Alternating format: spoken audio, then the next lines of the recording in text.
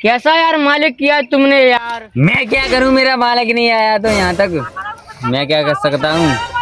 मालिक आएगा तब बात करना, मुझसे बातें रुत करने की बात नहीं है। मेरा मालिक आएगा तब देखेगा।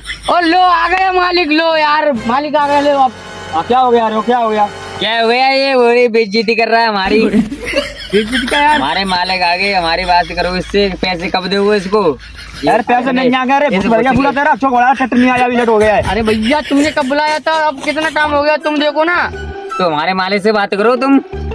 अरे गटुआ घबरा मत, आया वो डट्टा मत आ जाएगा। अल्लाह मेरे देगा सिपर है। अरे मालिक साहब वो तो बात सही है तुम्हारी। तो चल मेरे बंद हो गई, माफ माफ सॉरी माफ। Sorry sorry. पैसे मिल जाएंगे, एक बार और बार छू लो।